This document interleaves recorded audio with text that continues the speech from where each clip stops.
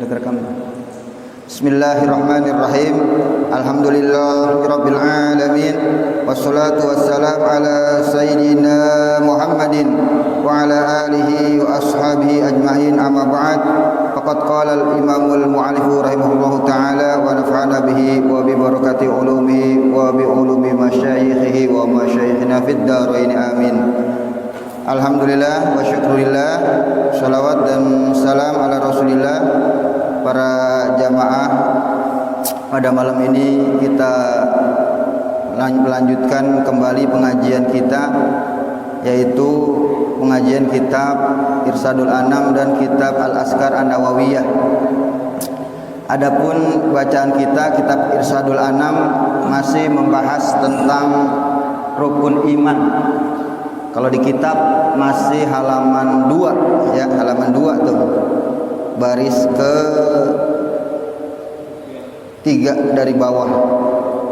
Keempat, percaya pada sekalian Rasulnya. Kelima, percaya pada hari kiamat ya. Jadi rukun iman yang pertama sudah percaya kepada Allah, yang kedua percaya kepada para malaikat, yang ketiga percaya kepada kitab-kitab Allah, yang keempat percaya kepada Rasul Allah, yang kelima percaya pada hari kiamat. Mungkin tambahan yang dari pembahasan yang lalu tentang iman kepada Rasul. Yang Rasul itu belum kita bahas, yang mana Rasul itu syaratnya harus zakarun, harus laki-laki ya. Yang namanya Rasul atau Nabi itu harus laki-laki. Bagaimana dengan Siti Maryam yang orang mulia, orang istimewa, sampai diabadikan namanya di dalam Al-Quran? Apakah dia termasuk Rasul atau Nabi? Siti Maryam? Bukan. Dia hanya kekasih Allah, hamba Allah yang mulia. Adapun syarat Nabi dan Rasul apa? Zakarun, laki-laki. Hurrun, dan juga laki-lakinya merdeka, bukan budak. Di dalam Al-Quran ada, kita sering baca kisah Luqmanul Hakim. Luqmanul Hakim yaitu yang mana ucapan-ucapannya itu banyak mengandung hikmah. Hikmah itu kalimat yang sedikit tapi maknanya banyak, luas, banyak mengandung arti. Siapa itu? Sayyiduna Luqmanul Hakim. Apakah Sayyiduna Luqman termasuk Nabi atau Rasul? Tidak. Karena syarat Nabi dan Rasul harus apa dia? Orang merdeka. Walaupun Sayyidina Luqman mulia sampai diabadikan di dalam Al-Quran, tapi beliau tidak termasuk Nabi dan Rasul. Kenapa? Karena Sayyidina Luqmanul Hakim dia adalah seorang budak, pernah menjadi budak gitu. Dia awalnya seorang budak. Syarat Nabi dan Rasul dia laki-laki dan juga merdeka, dalam arti bukan budak. Nah itu mungkin kemarin belum kita omongin tuh. Kemarin udah. Jadi Nabi itu maksum, terpelihara. Jadi apa yang dilakukan para Nabi dan Rasul seputar sunnah dan wajib. Jadi Nabi tidak mengerjakan perkara makruh dan perkara yang diharamkan ya. Para Nabi dan Rasul tidak mengerjakan perkara makruh dan perkara yang diharamkan tuh. Adapun yang kemarin kita udah bahas kisah Nabi Adam yang mana makan buah khuldi, itu bukan kesalahan, tapi karena lupa. Cuma karena Nabi Adam dia orang besar, udah tinggi pangkatnya di sisi Allah, itu beliau merasa salah sehingga beliau berdoa, Rabbana zolamna anfusana. Ya Allah, ya Rabb Tuhan kami telah menzolimi diri kami.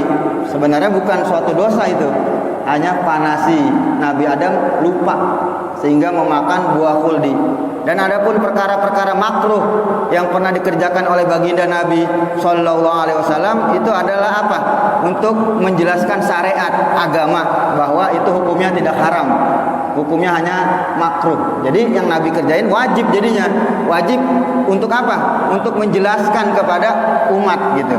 Jadi bukannya Nabi kencing berdiri, buat Nabi nggak makruh. Dia wajib karena menjelaskan kepada umat tuh. Jadi keimanan kita kepada Rasul adalah kita tanamkan, kita yakini di hati kita bahwasanya Rasul adalah laki-laki yang mana beliau makhluk Allah yang paling mulia, yang mana tidak ada yang mengetahui jumlahnya kecuali Allah. Banyak jumlahnya, tidak ada yang tahu kecuali Allah. Adapun hitung-hitungan ulama itu hanya pendapat ulama yang aman, kita tidak mereken jumlah hitungan mereka. Yang tahu jumlah para nabi dan rasul hanya Allah Subhanahu wa taala. Ada di sini perkataan ulama qala Suhaimi, na'am wajib alal mukminin, walaupun kita nggak wajib tuh tahu berapa banyak para rasul, tapi sekurang-kurangnya kata Imam Suhaimi wajib atas orang beriman dia mengetahui dan mengajarkan tuh, bukan sekedar tahu, dia juga wajib mengajarkan sibyanahu kepada anak-anaknya tuh. Jadi ngajarin anak-anak kita tentang Nabi dan Rasul hukumnya apa? Wajib. Kalau nggak diajarin dosa. Jangan anak disetel Doraemon, film-film apa tuh? Film-film kenal semua dia. Doraemon, apa lagi? Film-film dah. Cerita-cerita Naruto, kenal sama Naruto. Tahu banget ceritanya dari awal sampai akhir. Tapi giliran tentang Nabi dia nggak tahu. Dosa tuh. Yang dosa siapa? Orang tuanya kena dosa juga tuh, karena kewajiban orang tua diantaranya mengajarkan anak-anaknya, wa nisa'ahu, istri-istrinya, wa khodamahu, pembantu-pembantunya. Kalau emang dia punya pembantu, punya karyawan, wajib tuh si bos ngajarin karyawannya tentang Rasul. Kenal gak Nabi Adam? Tanya pembantunya. Dia bos wajib nanya pembantunya, situ kenal gak sama Nabi Adam? Kenal. Nabi Adam nabi pertama. Wah bagus loh, bagus lo jadi anak buah gua, kenal sama Nabi dan Rasul. Gua nggak pakai ngajarin lagi, karena kewajiban gua sebagai bos ngajarin apa? Ngajarin para Rasul. Engkau harus tahu, wahai karyawanku. Wah, ada nggak di sini bos yang ngajarin anak buahnya? Nanya gitu, udah tahu belum para Nabi dan Rasul? Ada nggak? Kayaknya nggak ada ya. Mengajarkan apa yang wajib? Kita wajib tahu dan juga wajib mengajarkan asma ar-rasul, nama-nama rasul tuh. Ya wajib. Yang disebut di dalam Al-Qur'an. Ada berapa disebut dalam Al-Qur'an? 25. 25 nabi dan rasul yang termaktub, yang tertulis di dalam Al-Qur'an. Itu yang wajib tuh. Selebihnya enggak. Selebihnya cukup kita imani bahwa dan nabi dan rasul jumlahnya banyak. Tidak ada yang tahu illallah kecuali Allah. Itu yang dalam Al-Quran yang wajib tuh. Berarti besok-besok mulai tuh buka, ada di Google. Tanya sama Google 25 Nabi dan Rasul siapa aja ya. Tahu tuh, ketik aja tuh. Jadi kita manfaatin HP kita buat kebaikan gitu, biar ada nilai apanya? Nilai kebaikannya, biar kata di Google nyari kan itu juga. Nabi dan Rasul yang 25 diketik keluar gak kira-kira itu? Keluar tuh. Ingetin tuh namanya siapa-siapa aja tuh. Ya. Yang pertama Nabi Adam, Zakaria, terus sampai 25 dan Nabi dan Rasul. Itu hukumnya wajib tuh mengenalnya. Jangan sampai ada anggapan anak dan istri kita atau pembantu kita bahwa yang wajib kita hanya iman kepada Nabi Muhammad SAW. Bukan. Yang wajib kita imani semua para rasul Allah gitu. Ya, makanya kita wajib ngajarin mereka semua. Anak, istri, pembantu wajib kita ajarkan semua.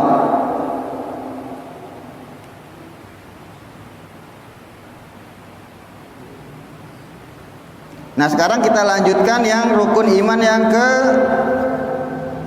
5, yaitu beriman kepada hari akhir. hari yang terakhir. Terjemah gitu ya.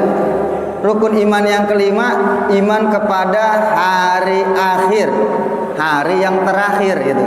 Dikatakan hari yang terakhir itu. Jadi banyak ulama kenapa dinamakan hari akhir, karena pada hari itu tidak ada malamnya, la laila ba'dahu wala nahara. Enggak ada malam, enggak ada siang. Peteng aja peteng. Jadi namanya hari akhir atau yang dikenal hari kiamat ya. Dia la laila wala nahar. Enggak ada malam, enggak ada siang. Yang ada apa tuh? Peteng aja peteng. Tergantung amalan manusianya masing-masing. Kalau dia amalnya bagus, dia punya penerang. Kalau amalnya buruk, wah, rasain sendiri dan nanti dah. Bagaimana rasanya itu? Hari akhir, dikatakan hari akhir apa tadi? Enggak ada malam, enggak ada siang. Gimana tuh? Malam aja gelap, ini enggak ada malam, enggak ada siang. Enggak ada bulan, enggak gelap. Tergantung amalnya masing-masing. Amal yang menerangkan nanti tuh, yang bisa memberi petunjuk kepada kita semua. Nah, iman kepada hari akhir bagaimana? Bagaimana makna iman kepada hari akhir? Bi an tusaddiqa bi wujudihi. Kita yakinin, kita sebagai mukallaf, kita yakinin, kita tanamkan di hati kita bahwa adanya hari akhir itu benar gitu. Iman kepada hari akhir kita tanamkan di hati kita, di sanubari kita sebagai orang mukallaf, bahwa adanya hari akhir itu benar. Dan semua yang terkandung yang ada pada hari akhir itu benar adanya. Yang terkandung yang ada di dalam hari akhir, yaumil akhir, hari kiamat, apa aja di situ? Seperti hasr, hari hasr, hari dibangkit, hari dikumpulkan kita di padang mahsyar, tuh ada tuh, yakin tuh. Jangan sampai kita berkata ilokan, orang dikumpulin sampai segitu, pada telanjang lagi. Lah, emang gak ada yang nafsu itu? Lah, jangan begitu. Kan dikumpul kita dengan tanpa pakaian. Orang udah gak ada yang mikirin nafsu lagi. Udah yang ada rasa takut tuh. Udah gak ada rasa, walaupun kita tidak berpakaian, telanjang, tapi gak ada rasa pikiran ke arah ke situ gitu. Yang ada rasa apa? Rasa takut, hilang semua rasa nafsu segala macam hilang. Yang ada hanya rasa takut, karena huru haranya pada saat itu. Wal hisab, hari akhir adanya hisab. Hisab apa hisab? Adanya timbangan amal kita tuh. Jadi kita harus yakinin adanya hari akhir, dan juga yang ada pada hari akhir itu ada apa? Adanya hasr, hari dikumpulkannya kita di padang mahsyar, adanya hisab di situ, adanya jaza, adanya pembalasan, balasan amal baik dan buruk kita bakalan dibalas oleh Allah Subhanahu wa taala, dan bakal adanya jannah wan nar, surga dan neraka. Tuh. Iman kepada hari akhir itu kita yakini akan ada hari akhir, hari kiamat, dan juga bakal ada tuh yang terkandung pada hari kiamat, di antaranya hari kebangkitan, hari berkumpulnya kita di padang mahsyar, hari dibalasnya amal-amal kita, hari ditimbangnya kita amal-amal kita, yaitu yaumal hisab, dan juga nanti bakalan dimasukin kita ke dalam surga dan neraka tuh.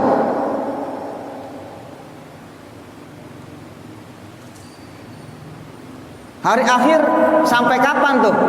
Sampai kapan kita di hari akhir lamanya? Sampai kapan lamanya di situ kita? Tergantung amalnya masing-masing, ya. Kalau orang kafir yang bukan orang beriman, dia akan merasakan lamanya hari kiamat itu selama khamsuna alfasana, 50.000 tahun, dalam keadaan susah payah. Berapa masa lamanya? 50.000 tahun.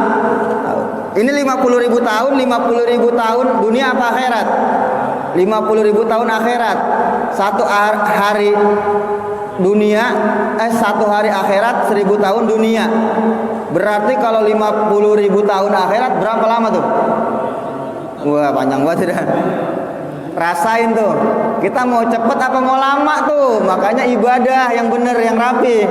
Kalau kita mau ngerasain hari kiamat lama, huru hara yang begitu dahsyatnya kita merasakan, tergantung amalan masing-masing. Kalau orang kafir berapa lamanya tadi? 50.000 tahun akhirat. Lama dia ngerasain huru hara yaumal kiamat tuh. Sejak kapan dimulainya? Sejak ditiupnya awalnya minan nafkhatis tsaniyah, ditiupnya sangkakala yang kedua oleh malaikat apa? Malaikat Israfil alaihissalam. Sampai nanti tiada ujungnya, tiada selesainya itu hari kiamat. Sampai orang kafir berapa lama tadi masa penghujungnya? 50.000 tahun akhirat. Kalau dikali dunia berapa tadi? 50.000 dikali berapa? Kali 1.000, 5 juta. 50 juta tahun bakal ngerasain kita yaumul kiamah. Masya Allah. Yang hari enggak ada malam, enggak ada siang. Yang di situ ada susah, payah, derita, kesedihan, sedih yang ada. Tuh. Bagaimana kalau tukang maksiat? Tukang maksiat ini orang mukmin beriman, tapi tukang maksiat kayak kita modelnya gitu. Mukmin beriman, tukang maksiat, apakah 50.000 tahun juga lamanya? Wa yutawassatu ala aswatil mukmin. Orang beriman yang maksiat separohnya. Separoh dari 50.000 tahun. Berapa? 25.000 tahun dikali 1.000. 25 juta tahun. Rasain tuh tukang maksiat tuh. Tukang maksiat ngerasain hari kiamat huru hara yang begitu dahsyat selama 25 juta tahun dunia atau 25.000 tahun akhirat. Masya Allah, dahsyat. Orang yang beriman, yang amalnya bagus, cakep, yang sholatnya rapi, ibadahnya rapi, sama tetangganya baik, sama orang kaum muslimin baik, amalannya banyak. Berapa lama dia? Huwa akhafu min sholati maktubah. Itu lebih ringan daripada sholat yang wajib. Sholat wajib, sholat subuh. Sholat subuh berapa menit kira-kira? Ada nggak kalau kita sholat sendiri cepat sholat subuh 2 menit kelar nggak? Tuh, orang beriman yang amalnya bagus, dia takwa kepada Allah Subhanahu wa taala, merasakan yaumul qiyamah cuma berapa? Kurang lebih 2 menit. Cepet. Cepet enggak 2 menit?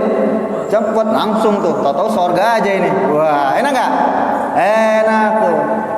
2 menit. Kita mau 50.000 tahun, mau 25.000 tahun, apa mau 2 menit seukuran sholat yang paling ringan. Sholat yang paling ringan berapa? Sholat wajib yang paling ringan. Sholat subuh 2 menit doang, kelar udah. Makanya bagusin amalnya. Ingat kita bakal ngerasain itu semua tuh. Itu belum masuk alam kubur. Alam kubur, dari alam kubur kita diseksa nyampe kiamat itu udah lama juga tuh. Di alam kubur, alam barzah kita diseksa tuh. Itu belum yaumul qiyamah, belum ditiup sangkakala, masih ada di situ alam kubur. Alam kubur ada kalanya raudhatan min riyadil jannah, ada kalanya hufratan min hufratin niran. Ada kalanya dia taman daripada taman surga, ada kalanya apa tuh? Hufrah, lubang daripada lubang neraka. Banyak di situ siksa-siksaan buat orang yang amalnya buruk di dalam alam kubur tuh, ya. Setelah malaikat munkar nakir nanya, itu alam kubur bakal digencet orang tuh. Manusia yang berada di kubur setelah selesai malaikat munkar nakir bertanya, man rabbuka wa man nabiyuka, dan seterusnya digencet sama bumi. Gimana rasanya itu? Bumi digencet. Ini nih kata bumi, ini nih yang dulu di atas gua kerjaannya maksiat, bikin berat. Jadi bumi juga kesel dengan orang tukang maksiat. Makanya ketika ada mayat lewat, Nabi bilang wal mustaroh minhu murra bi janazah. Nabi pernah dilewatin janazah. Kata Nabi wal mustaroh minhu, itu jenazah mustaroh minhu. Sahabat nanya, mal mustaroh minhu ya Rasulullah sallallahu alaihi wasallam. Apa itu mustaroh minhu? Kami nggak tahu artinya mustaroh minhu. Mustaroh minhu itu man yas al abdul fajir, hamba Allah yang durhaka, yang kerjanya maksiat. Al abdul fajir, hamba Allah yang selama hidup di dalam dunia fajir, dia melakukan maksiat, kerjaannya durhaka kepada aku. Yastarihu, istirahat karena matinya dia. Karena matinya dia istirahat. Siapa yang istirahat? Al-ibad, orang-orang pada istirahat. Alhamdulillah si fulan mati. Ada dia dulu bikin rusuh mulu, rese banget orang tuh. Orang-orang pada istirahat dari apa? Dari kejahatannya dia. Dan juga siapa lagi yang istirahat? Wal bilad, negeri, tanah itu istirahat. Jadi bumi itu ketika diinjak orang yang maksiat, kesel. Ya Allah, ini dia orang kerjaannya di atas gua, maksiat mulu maksiat. Makanya ketika tukang maksiat meninggal, mati tukang maksiat, bumi senang. Bumi senang. Alhamdulillah si fulan mati tuh. Dan yang senang siapa lagi? Orang yang sering dapat kejahatannya. Yang sering dapat kejahatannya senang. Alhamdulillah si fulan mati. Siapa lagi yang senang? Wasyajar, pohon dan tumbuhan pada senang. Jadi ketika orang tukang maksiat mati, siapa lagi yang senang? Pohon, tumbuhan, pohon-pohonan pada senang tuh. Ketika tukang maksiat mati, siapa lagi yang senang? Wadawab, tuh hewan-hewan. Jadi ketika tukang maksiat mati, hewan-hewan senang pada istirahat. Kenapa? Karena orang tukang maksiat kadang kagak tahu diri, Pak. Ada hewan kadang digaplokin, ya enggak? Ada kucing masuk rumahnya ditendang malahnya, gublak aja tuh. Ada pohon kadang main ditetak-tetak aja pohon. Pohon main dicabut, lewat sambil jalan pohon dipotekin tuh ngapain tuh orang? Enggak ada, kan pohon makhluk Allah juga tuh. Makanya ketika tukang maksiat mati, senang tuh. Siapa yang senang tuh? Yang istirahat. Hamba Allah, para manusia, pohon, tumbuh-tumbuhan, bumi istirahat, bumi senang. Siapa lagi senang? Hewan-hewan senang tuh. Makanya dibilang ketika selesai bertanya malaikat munkar dan nakir, bumi apa tuh? Yudomu, guncet, habis gitu. Datang siksaan berturut-turut. Sampai kapan siksaan di alam kubur? Yaumal qiyamah huru hara lagi selama berapa tahun? 50.000 tahun atau 25.000 tahun. Habis nggak tuh kira-kira? Bengep nggak? Makanya pikirin tuh yang kayak gitu, pikirin yang Nabi bilang ayunasi akyas, perempuan yang apa? Ayunasi akyas, manusia yang paling cerdas siapa? Aksaruhum lil mauti zikro. Manusia yang paling cerdas adalah yang paling banyak nginget kematian tuh, nginget bakal apa yang dialamin tuh. Nginget kematian dalam arti apa? Dia siapin bagaimana nanti saya di alam kubur, apakah saya digencet? Apakah saya nanti bakal diluaskan kuburan saya? Tuh. Orang yang cerdas yang banyak ingat kematian. Dalam arti apa nginget kematian? Dia siapin buat nanti tuh yang namanya alam kubur, yang namanya yaumal qiyamah tuh, dia siapin. Jadi ini iman kepada yaumal qiyamah itu, bahwa kita yakini adanya hari kiamat bakal terjadi, dan juga ada yang meliputi hari kiamat diantaranya hari pembalasan, hari hisab, dan juga adanya sorga dan neraka. Wallahu alam bishawab. Nanti kita lanjutin lagi. Kita baca